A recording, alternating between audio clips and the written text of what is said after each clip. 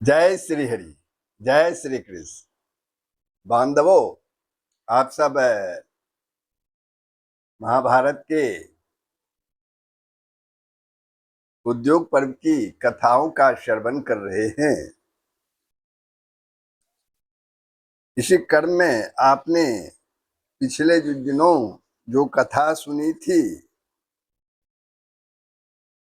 वह था त्रिसरा और वृत्रासुर के वध का वृतांत तथा इंद्र का तिरस्कृत होकर जल में छिप जाना।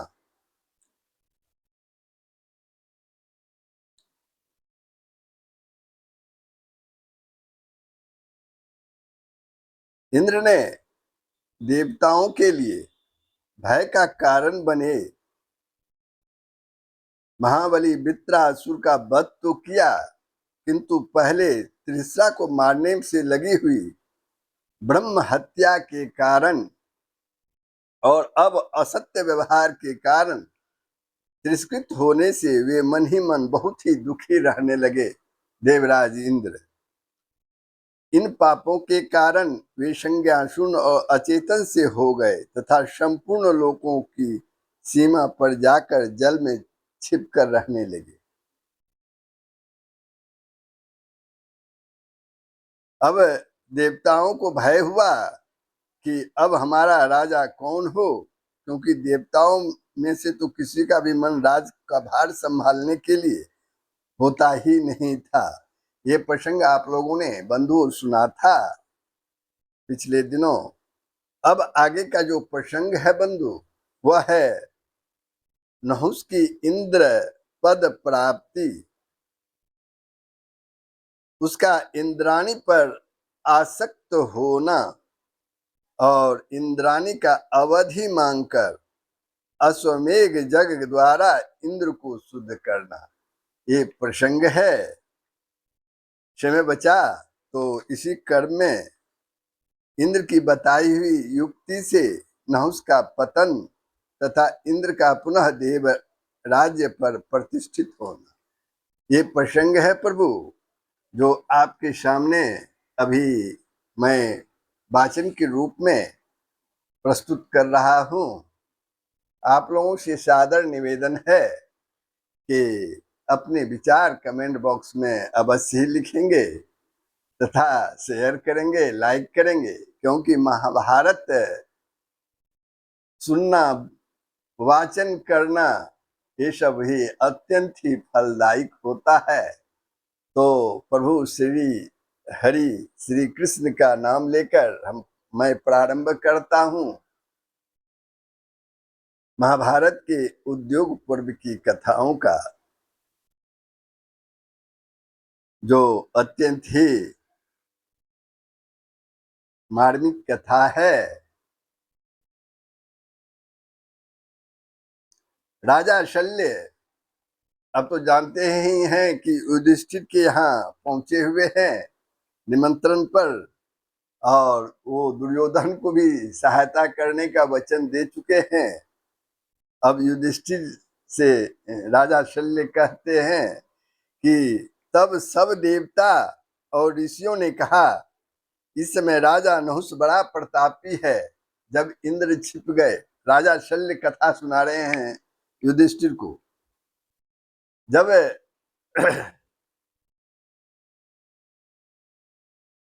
इंद्र जो है जल में छिप गए तो सारे देवता और ऋषियों ने कहा कि इस समय राजा नहुस बड़ा ही प्रतापी है, उसी को देवताओं के राज्य पद पर अभिषिक्त कर दो, उसी को राज्य पद पर अभिषिक्त कर दो, ऐसा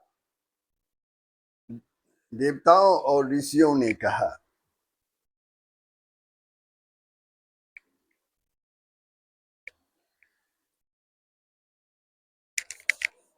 बंधुओं, आगे देखिए क्या प्रसंग आता है।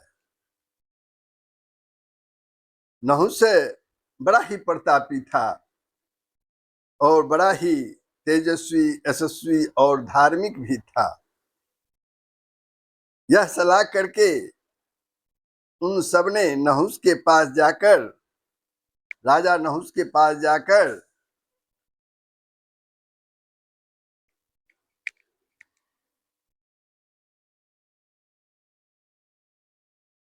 उनसे कहा, आप हमारे राजा हो जाइए।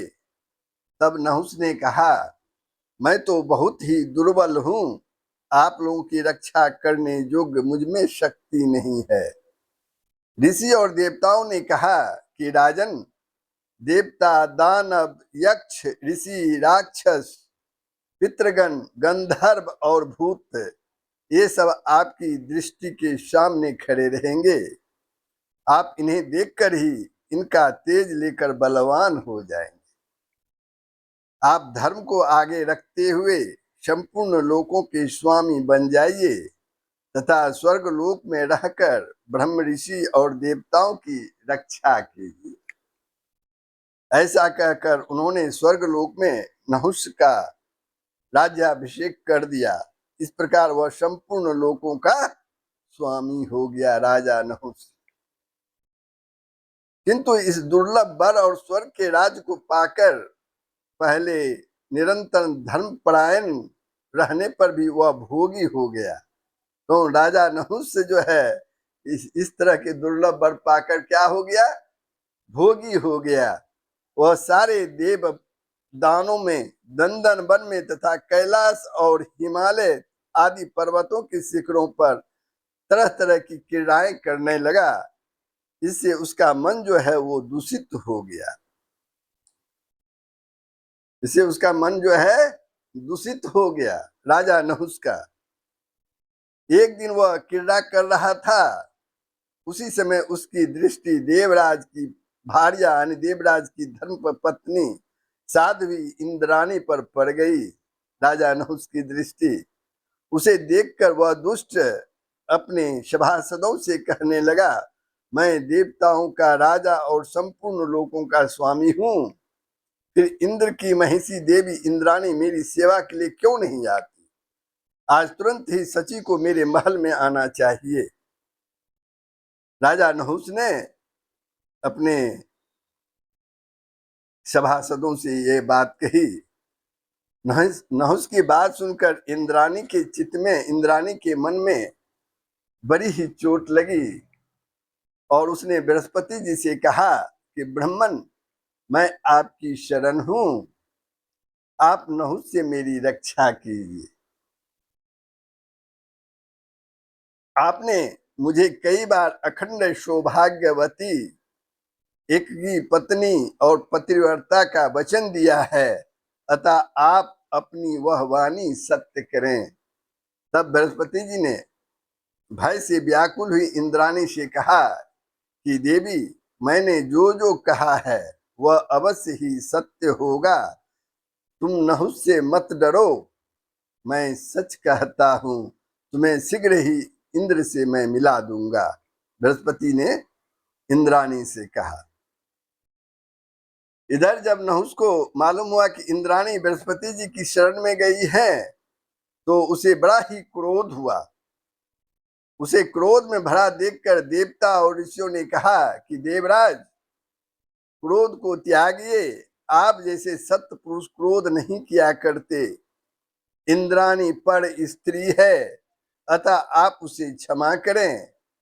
आप अपने मन को पर स्त्री गमन जैसे पापों से दूर रखें।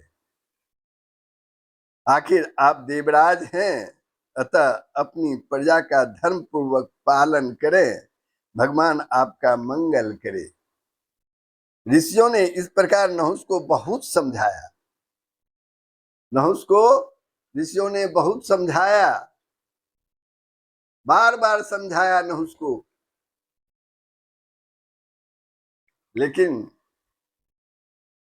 कामाशक्त होने के कारण उसने उनकी एक ना सुनी। राजा नहुस ने एक ना सुनी। तब वे बृहस्पति जी के पास गए और उनसे बोले, देवर्षि श्रेष्ठ, हमने सुना है कि इंद्राणी आपकी शरण में आई है। इंद्राणी आपकी शरण में आई है और आप ही के भवन में है। तथा आपने उसे अभय दान दिया है, परंतु हम देवता और ऋषि लोग आपसे प्रार्थना करते हैं कि आप उसे नहुस को दे दीजिए। देवता और ऋषियों के इस प्रकार कहने पर देवी इंद्राणी के नेत्रों में, देवी इंद्राणी के आंखों में आंसू भर आए और वह दीनता पूर्वक रो रो कर इस प्रकार कहने लगी, इंद्राणी कि ब्राह्मण, मैं नहुस को पति रूप में स्वीकार नहीं करना चाहती हूँ। मैं आपकी शरण में हूँ, आप इस महान भय से मेरी रक्षा कीजिए। तब बृहस्पति जी ने कहा कि इंद्राणी, मेरा यह निश्चय ही है कि मैं शरणागत का त्याग नहीं कर सकता। मैं शरणागत का त्याग नहीं कर सकता। आनंदिते, तू धर्म की जानने वाली और सत्यशीला है, इसलिए मैं तुझे नहीं त्यागूंगा। फिर देवताओं से कहा, मैं धर्म विधि को जानता हूँ, मैंने धर्मशास्त्र का श्रवण किया है और सत्य में मेरी निष्ठा है। इसके सिवा मैं हूँ भी ब्राह्मण जाति का, इसलिए मैं कोई न करने योग्य काम नहीं कर सकता। आप लोग जाइए, मैं ऐसा नहीं कर सकूंगा। इस विषय में पूर्व काल में वर्मा जी ने कुछ वचन कहे हैं, उसे सुन लीजिए। जो पुरुष भयभीत होकर, वर्मा जी के वचन यहाँ दिया गया है, उसको ध्यान पूर्वक सुनिएगा, जो जीवन में बड़ा ही काम आने वाला है। जो पुरुष जो पुरुष भयभीत होकर शरण में आए हुए व्यक्ति को शत्रु के हाथ में दे देता है, उसका बोया हुआ बीज समय पर नहीं उगता, उसके खेत में समय पर वर्षा नहीं होती, तथा रक्षा की आवश्यकता होने पर भी उसे कोई रक्षक नहीं मिलता। ऐसा दुर्बल चित्त पुरुष जो अन्न प्राप्त करता है, भोग प्राप्त करता है, वह व्यर्थ हो जाता है, उसकी चेतना शक्ति नष्ट हो जाती है, वह स्वर्ग से गिर जाता है और देवता लोग उसके समर्थित हव्य को ग्रहण नहीं करते। उसकी संतान अकाल में भी नष्ट हो जाती है, उसके पितर सदा नरकों में निवास करते हैं और इंद्र के सहित देवता लोग उस पर वज्रपात करते हैं। देवता लोग उस पर वज्रपात करते हैं। इस प्रकार ब्रह्मा जी के कथनानुसार शरणागत के त्याग से होने वाली अधर्म को जानते हुए मैं इंद्राणी को नहुस के हाथों में नहीं दे सकता। बृहस्पति महाराज ने कहा, आप लोग कोई ऐसा उपाय करें जिससे इसका और मेरा दोनों का ही हित हो। तब देवताओं ने इंद्राणी से कहा कि देवी, यह अस्थावर जंगम सारा जगत एक तुम्हारे ही आधार से टिका हुआ है। तुम पतिव्रता और सत्य निष्ठा हो, एक बार नहुस के पास चलो, तुम्हारी कामना करने से वह पापी शीघ्र ही नष्ट हो जाएगा और देवराज चक्र फिर अपना ऐश्वर्य प्राप्त कर सकेंगे। अपनी कार्य सिद्धि के लिए देवताओं से ऐसा निश्चय करके इंद्राणी अत्यंत संकोच पूर्वक नहुस के पास गई। उसे देखकर देवराज नहुस ने कहा, शुचि स्मिते, मैं तीनों लोकों का स्वामी हूँ, मैं तीनों लोकों का स्वामी हूँ, तुम मुझे पति रूप में वरण कर लो। नहुस के ऐसा कहने पर पतिव्रता इंद्राणी भय से व्याकुल होकर कांपने लगी। उसने हाथ जोड़कर ब्रह्मा जी को नमस्कार किया और देवराज नहुस से कहा, सुरेश्वर, मैं आपसे कुछ अवधि मांगती हूँ, कुछ समय मांगती हूँ। अभी यह मालूम नहीं है कि देवराज शक्र कहाँ गए हैं और वे फिर लौटकर आवेंगे या नहीं आवेंगे। इसकी ठीक ठीक खोज करने पर यदि उनका पता ना लगे तो मैं आपकी सेवा करने लगूंगी। तब नहुस ने कहा कि सुंदरी, तुम जैसा कहती हो वैसा ही सही। अच्छा, शक्र का पता लगा लो, किंतु देखो, अपने इन सत्य वचनों को याद रखना। अपने इन सत्य वचनों को याद रखना। इसके बाद नहुष से विदा होकर इंद्राणी बृहस्पति जी के घर आई। इंद्राणी की बात सुनकर अग्नि आदि देवता इकट्ठे होकर इंद्र के विषय में विचार करने लगे। फिर देवादिदेव भगवान विष्णु से मिले और उनसे व्याकुल होकर कहा, देवेश्वर, आप जगत के स्वामी तथा हमारे आश्रय और पूर्वज हैं। आप जगत के स्वामी तथा हमारे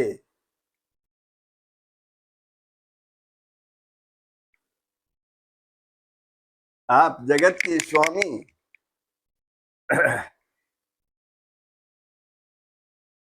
तथा हमारे आश्रय और पूर्वज हैं। आप सारे प्राणियों की रक्षा के लिए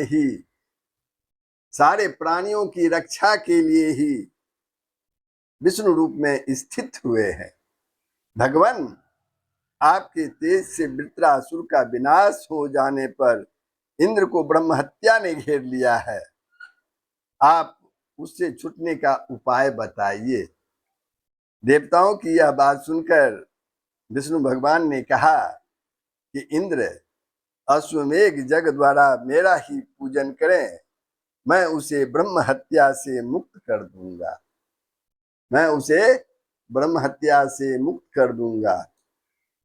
भगवान विष्णु ने देवताओं से कहा।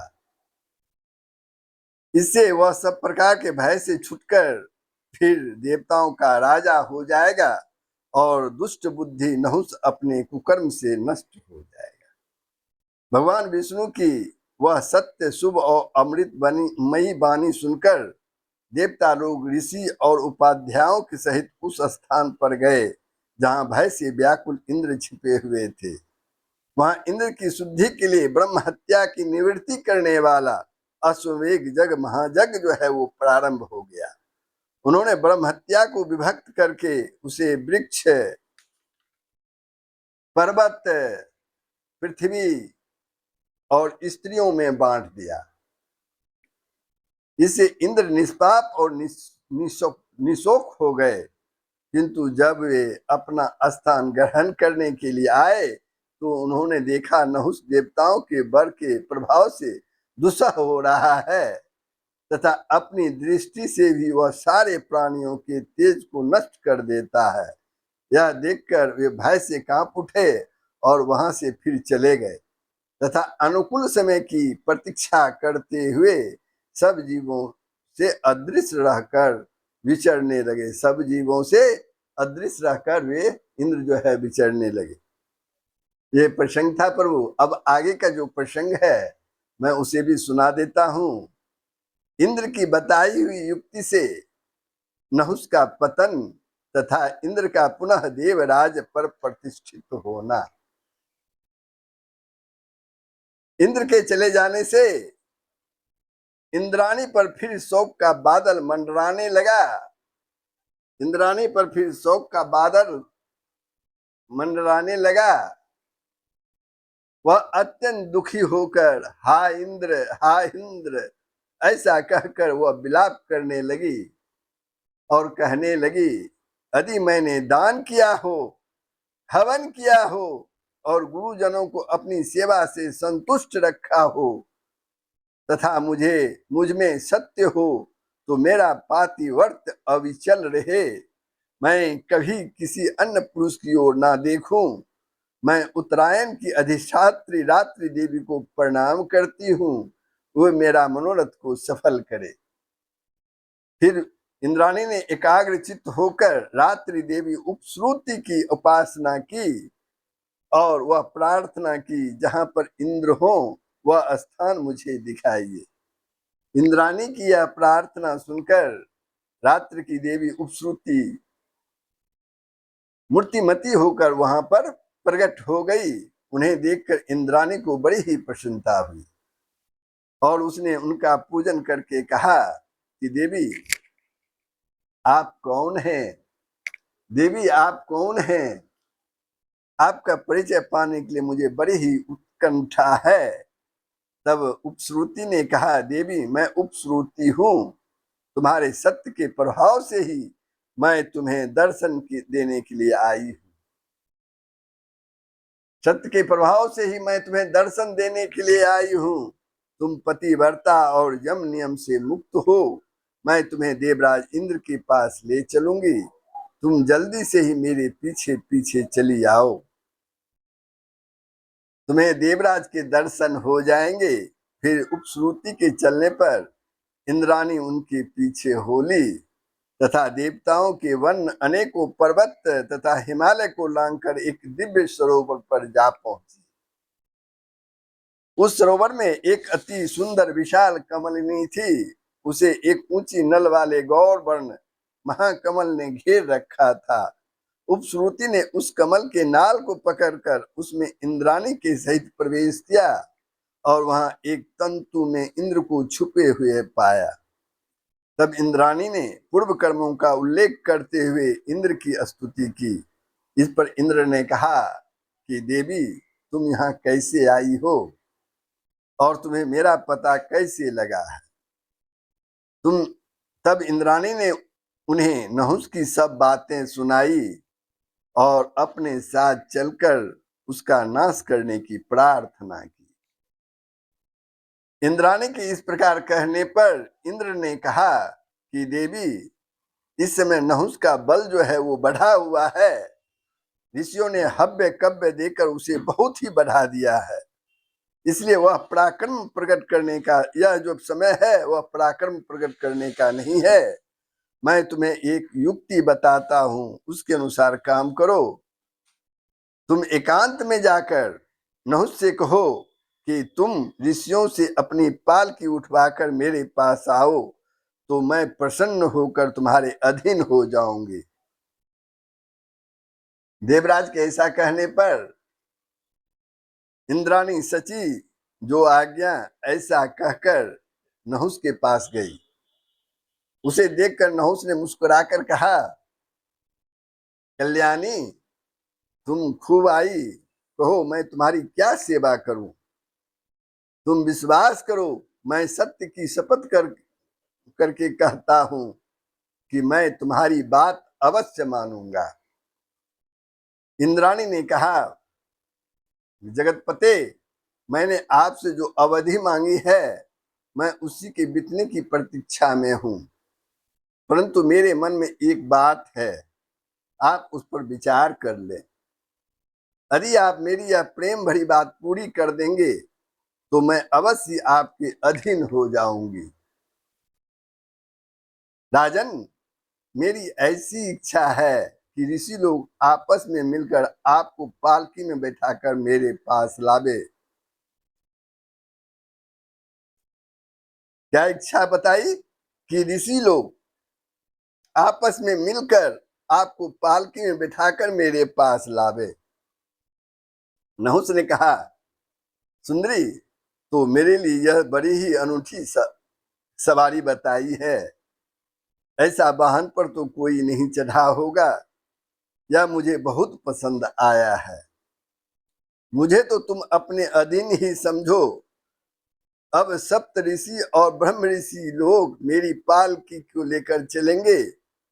ऐसा कहकर राजा नहुस ने इंद्राणी को विदा कर दिया और अत्यंत कामाशक्त होने के कारण ऋषियों से पालकी उठवाने लगा। इधर सची ने बृहस्पति जी के पास जाकर कहा, नहुस ने मुझे जो अवधि दी थी वह थोड़ी ही बची रह गई है। अब आप शीघ्र ही शक्र की खोज कराइए। मैं आपकी भक्त हूं, आप मेरे ऊपर कृपा करें। तब बृहस्पति जी ने कहा, ठीक है, तुम दुष्ट चित नहुस से किसी प्रकार भय मत करो। वह नराधम महर्षियों से अपनी पालकी उठवाता है। उसे धर्म का कुछ भी ज्ञान नहीं है, इसलिए अब उसे गया ही समझो। यह बहुत दिन उस स्थान में नहीं टिक सकता। तुम तनिक भी मत डरो, भगवान तुम्हारा मंगल करेंगे। इसके बाद महातेजस्वी बृहस्पति जी ने अग्नि प्रज्वलित करके शास्त्रानुसार उत्तम हविष्य हवन किया और अग्निदेव से इंद्र की खोज करने के लिए कहा। उनकी आज्ञा पाकर अग्निदेव ने ताल, तलैया, सरोवर और समुद्र में इंद्र की खोज की। ढूंढते ढूंढते वे उस सरोवर पर पहुंच गए जहां इंद्र छिपे हुए थे। वहां उन्हें देवराज एक कमल नाल के तंतु में छिपे हुए दिखाई दिए। तब उन्होंने बृहस्पति जी को सूचना दी कि इंद्र अनुमात्र रूप धारण करके एक कमल नाल के तंतु में छिपे हुए हैं। यह सुनकर बृहस्पति जी देवर्षियों और गंधर्वों सहित उस सरोवर के तट पर आए और इंद्र के प्राचीन कर्मों का उल्लेख करते हुए उनकी स्तुति करने लगे। इससे धीरे धीरे इंद्र का जो है तेज जो है बढ़ने लगा और वे अपने पूर्व रूप धारण करके शक्ति संपन्न हो गए। उन्होंने बृहस्पति जी से कहा, कहिए अब मैं आपका कहिए आपका कौन कार्य शेष है। महादैत्य विश्व रूप तो मारा ही गया और विशालकाय वृत्रासुर भी का भी अंत हो गया। तब बृहस्पति जी ने कहा, देवराज, नहुस नाम का एक मानव राजा देवता और ऋषियों के तेज से बढ़कर उनका अधिपति हो गया है। वह हमें बहुत ही तंग करता है, तुम उसका नाश करो। राजन, जिस समय बृहस्पति जी इंद्र से ऐसा कह रहे थे, उसी समय वहां कुबेर, जम, चंद्रमा और वरुण भी आ गए और सब देवता देवराज इंद्र के साथ मिलकर नहुस के नाश का उपाय सोचने लगे। इतने ही में वहां परम तपस्वी अगस्त्य जी भी दिखाई दिए। उन्होंने इंद्र का अभिवादन करके कहा, बड़ी प्रसन्नता की बात है कि विश्वरूप और वृत्रासुर का वध हो जाने के से आपका अभ्युदय हो रहा है। आज नहुस भी देवराज पद से भ्रष्ट हो गया, इससे भी मुझे बड़ी प्रसन्नता है। तब इंद्र ने अगस्त्य मुनि का स्वागत सत्कार किया और जब वे आसन पर विराज गए तो उनसे पूछा कि भगवान, मैं यह जानना चाहता हूं कि पाप बुद्धि नहुस का पतन किस प्रकार हुआ। तो अगस्त्य जी ने कहा, देवराज, दुष्ट चित्त नहुस जिस प्रकार स्वर्ग से गिरा है वह प्रसंग मैं सुनाता हूँ, सुनिए। महाभाग देवर्षि और ब्रह्म ऋषि पापात्मा नहुस की पालकी उठाए चल रहे थे। उसमें ऋषियों के साथ उसका विवाद होने लगा और अधर्म से बुद्धि बिगड़ जाने के कारण उसने मेरे मस्तक पर लात मारी, इससे उसका तेज और कांति जो है वो नष्ट हो गई। तब मैंने उससे कहा कि राजन, तुम प्राचीन महर्षियों के चलाए और आचरण किए हुए कर्म पर दोषारोपण करते हो। तुमने ब्रह्मा के समान तेजस्वी ऋषियों से अपनी पालकी उठवाई है और मेरे सिर पर लात मारी है, इसलिए तुम पुण्यहीन होकर पृथ्वी पर गिरो। अब तुम 10,000 वर्ष तक अजगर का रूप धारण करके भटकोगे और इस अवधि के समाप्ति होने पर फिर स्वर्ग प्राप्त करोगे। इस प्रकार मेरे हिसाब से वह दुष्ट इंद्र पद से च्युत हो गया है। अब आप स्वर्गलोक में चलकर सब लोगों का पालन कीजिए।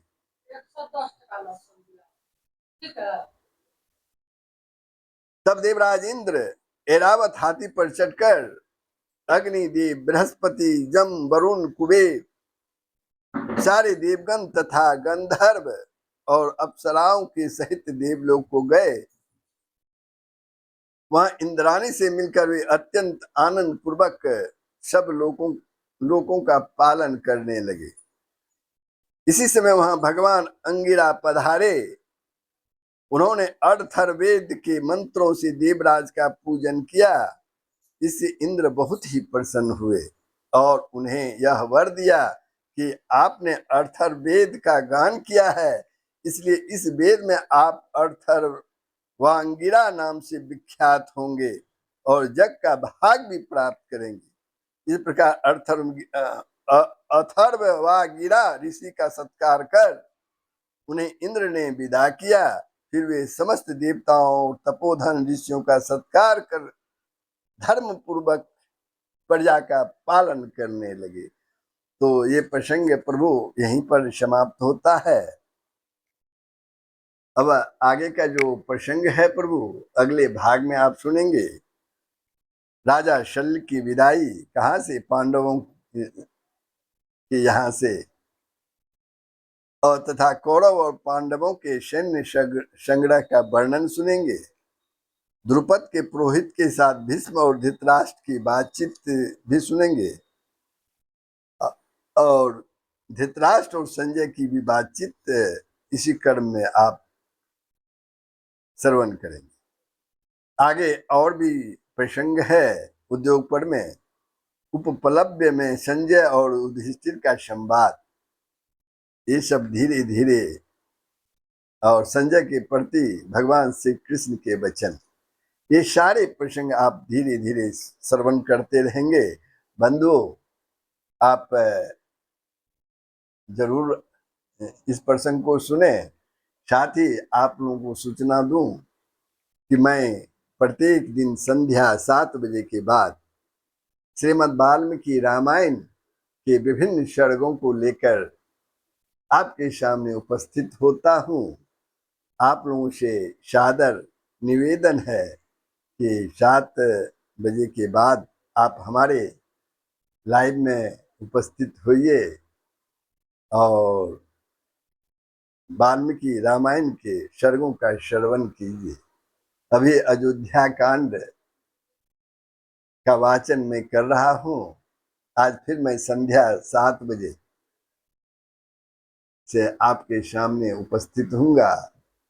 तो बंधुओं, अब ये प्रसंग यहीं समाप्त करते हैं, तो हमें विदा कीजिए। सबका कल्याण हो, पूरे विश्व का कल्याण हो। जय श्री हरि, जय श्री कृष्ण।